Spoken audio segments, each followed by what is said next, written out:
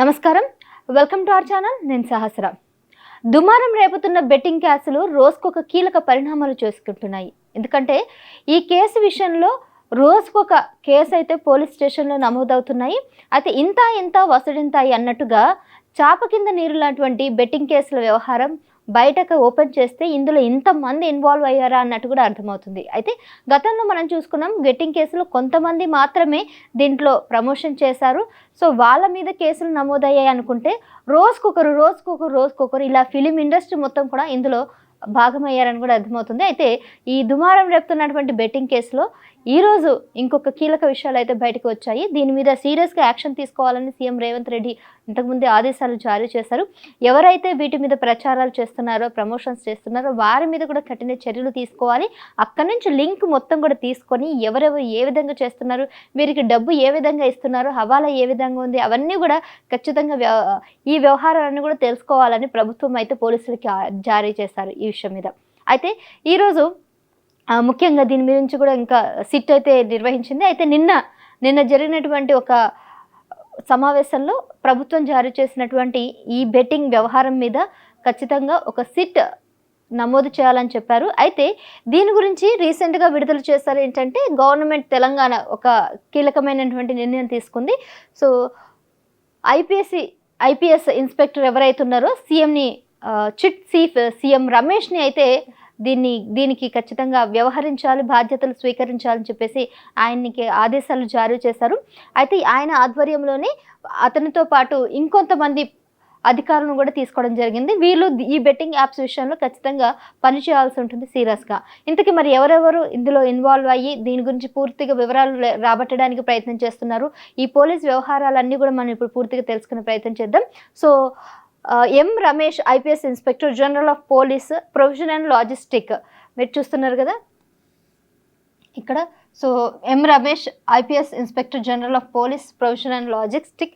అంతేకాకుండా CS Sindhu Sharma, IPS SP intelligence Hyderabad, right. So CS Sindhu శర్మను కూడా దీంట్లో ఇన్వాల్వ్ చేశారు. సో ఆవిడని కూడా బెట్టింగ్ యాప్స్ విషయం మీద పంచాలని చెప్పేసి ఆమెను తీసుకోవడం జరిగింది. అంతేకాకుండా K Venkatalakshmi, SP EOW CID officer. So Venkatalakshmi గారిని, అలాగే S Chandrakant, additional SP attach to Cyberabad. So సైబరాబాద్కి అడిషనల్ అటాచ్ చేసినట్టున్నారు చంద్రకాంత్ని. అంతేకాకుండా M Shankar DSP EOW CID officer. So మొత్తం మీద 5 మందిని పోలీస్ డిపార్ట్మెంట్లో 5 మందిని తీసుకోవడం జరిగింది. M Ramesh, IPS inspector general of police, provision and logistic, and also CS Sindhu Sharma, IPS SP intelligence, K Venkatalakshmi, SP EOW CID officer, S Chandrakant, additional sub inspector attach to Cyberabad, M Shankar DSP EOW CID officer. ఈ 5 మంది ఈ betting apps మీద ప్రచారణ చేస్తున్నవారు. ఈ links ఎక్కడి నుంచి వస్తున్నాయి, ఎవరెవరు ఏం చేస్తున్నారు అన్నిటిని కూడా ఖచ్చితంగా పూర్తి వివరాలు రాబట్టడానికి వీరు దీని మీద పనిచేయడానికి సిద్ధమయ్యారనమాట. అయితే బెట్టింగ్ యాప్స్ మీద తెలంగాణలో ముఖ్యంగా రెండు పోలీస్ స్టేషన్లో కేసులు నమోదయ్యాయి. ఒకటి హైదరాబాద్ పంజగుట్ట పోలీస్ స్టేషన్లో కేసులు నమోదైతే, మరొకటి సైబరాబాద్ మియాపూర్ పోలీస్ స్టేషన్లో కూడా కేసులు నమోదయ్యాయి. అయితే గత కొన్ని రోజులుగా కేవలం ఇన్ఫ్లుయెన్సర్స్, యూట్యూబర్స్తో మాత్రమే సరిపెట్టుకున్నటువంటి ఈ కేసులు ఇప్పుడు మొత్తం తెలుగు ఫిలిం ఇండస్ట్రీలో ఉన్న పెద్ద బడా హీరోలు కూడా దీంట్లో ఇన్వాల్వ్ అయ్యారని కూడా అర్థమవుతుంది. అయితే గతంలో ప్రకాష్ రాజ్ కూడా దీంట్లో ఇన్వాల్వ్ అయ్యారని తెలిసింది, రానా ఇన్వాల్వ్ అయ్యని తెలిసింది. అంతేకాకుండా విజయ్ దేవరకొండ కూడా ఇన్వాల్వ్ అయ్యారు అని అనుకున్న నేపథ్యంలో మంచు లక్ష్మి కూడా ఇందులో ప్రమోషన్ చేశారు తన యూట్యూబ్ కోసం అని కూడా మనం చూస్తున్నాం కదా. ఇవే కాకుండా రీసెంట్గా పెద్ద ప్లాట్ఫామ్స్ అన్నిట్లో కూడా వీళ్ళు ప్రమోషన్స్ చేస్తున్నారు అని కూడా ఒక పర్సన్ అయితే దీని గురించి వివరాలు అయితే కూడా పోలీస్ స్టేషన్లో నమోదు చేయడం జరిగింది. అయితే అతను చెప్తున్న ప్రకారం కనుక మనం చూసినట్లయితే బెట్టింగ్ యాప్స్ పైన ఇమ్మాని రామారావు అనే వ్యక్తి ఫిర్యాదు చేశారు. ఎక్కడ చేశారంటే ముఖ్యంగా ముగ్గురు మీద ఇమ్మాని రామారావు అనే వ్యక్తి ముగ్గురు మీద పోలీస్ స్టేషన్లో ఫిర్యాదు చేశారు. మియాపూర్లో ఉన్నటువంటి సైబరాబాద్ పోలీస్ స్టేషన్లో ఆయన చేశారు. ఆ ముగ్గురు హీరోలు ఎవరో తెలుసా? బాలకృష్ణ, గోపీచంద్, ప్రభాస్. ఎస్. సో బాలకృష్ణ, ప్రభాస్, గోపీచంద్ వీరి ముగ్గురు మీద కూడా ఇమ్మాని రామారావు అనే వ్యక్తి సైబరాబాద్ పోలీస్ స్టేషన్లో ఫిర్యాదు చేశారు.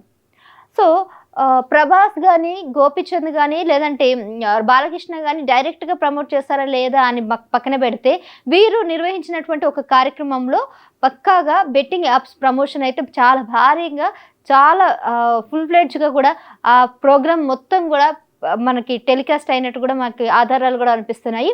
సో మీ అందరికీ కూడా ప్రత్యేకంగా చెప్పక్కర్లేదు.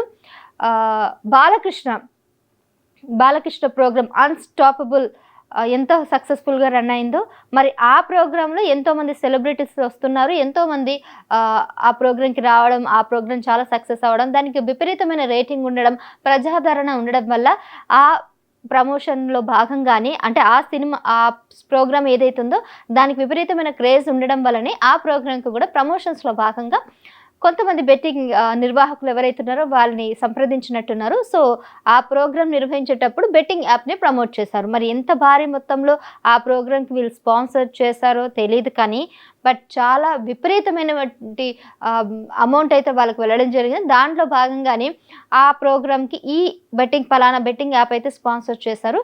సో అందులో పాపులర్ టాక్ షో అయినటువంటి ఎవరైతే హోస్ట్ ఉన్నారో బాలకృష్ణ మీద కూడా కేసు నమోదైంది.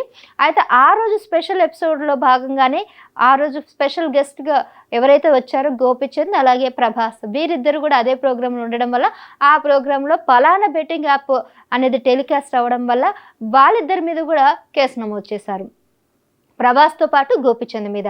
సో ఓవరాల్గా బాలకృష్ణ, ప్రభాస్, గోపిచంద్ వీళ్ళు ముగ్గురు మీద కూడా ఇమ్మాని రామారావు అనే వ్యక్తి పోలీస్ స్టేషన్కి వెళ్ళి ఫిర్యాదు చేశారు.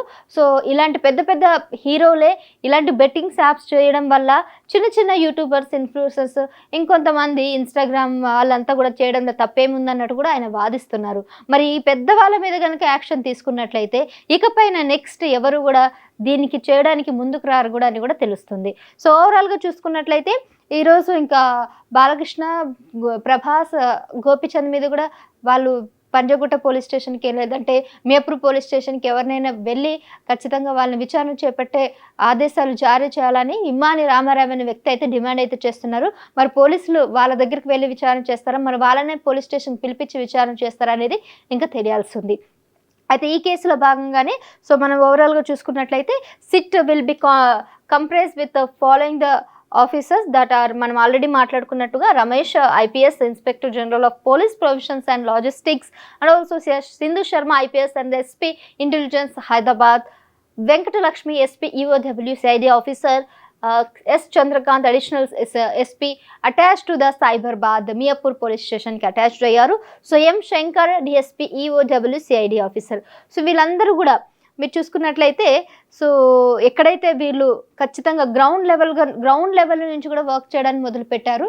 అండ్ వీరు చేయాల్సిన కార్యక్రమాలు కూడా మనం ఒకసారి చూసుకున్నట్లయితే చాలా రిస్ట్రిక్షన్స్, టర్మ్స్ అండ్ రిఫరెన్సెస్ కూడా సిట్ అయితే నిర్వహించింది. సో బెట్టింగ్ యాప్స్ మీద ఒక సిట్ని అయితే ప్రమోట్ చేయడానికి సిద్ధపడ్డారనమాట ప్రభుత్వం. సిట్ అనేది స్టార్ట్ అయింది, ప్రారంభమైంది. మరి ఈ సిట్ నిర్వహణ కార్యక్రమంలో వీళ్ళంతా కూడా ఎవరికి రిపోర్ట్ చేయాల్సింది అంటే chief secretary to the government, special chief secretary to the government, అలాగే principal secretary to the honourable CM, director general intelligence, director general VNE and ACB, and also directors TG and TGCGSB, and additional director general of police technical services.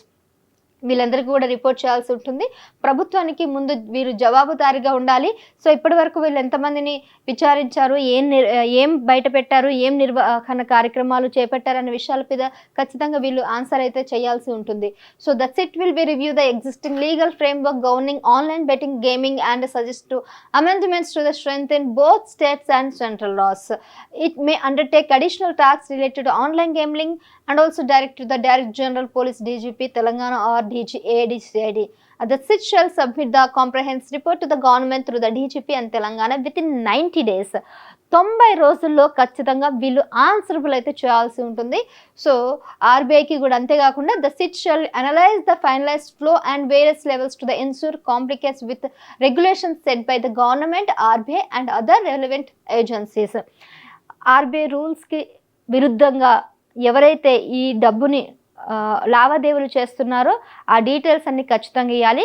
Within 90 days అంటే 3 నెలలు మాత్రం సమయం ఇచ్చారు. ఈ 3 నెలల్లో ఖచ్చితంగా ఈ 5 మంది ఎవరైతే ఉన్నారో సిట్ ఎవరైతే వారిని తీసుకురావడం జరిగిందో, ఎవరినైతే నియమించిందో వాళ్ళందరూ కూడా ఈ 3 నెలల్లో ఖచ్చితంగా ఆన్సరబుల్ చేయాలి. ఆర్‌బీఐకి విరుద్ధంగా ఎంత డబ్బు ఎక్కడి నుంచి లావాదేవీలు చేస్తున్నారు, ఎవరెవరు చేస్తున్నారు, ఏ విధంగా చేస్తున్నారు అన్నీ కూడా ప్రొపగండా మొత్తం కూడా తీసుకొచ్చి ఖచ్చితంగా సిట్ ముందు మాత్రం చూపించాల్సిన బాధ్యత ఎంతైనా ఉంది అని కూడా తెలుస్తుంది. ఇదంతా కూడా సీఎం రమేష్ ఆధ్వర్యంలో అయితే చేయబోతున్నట్లు కూడా మనకు ఇప్పటివరకు తెలుస్తున్నటువంటి సమాచారం.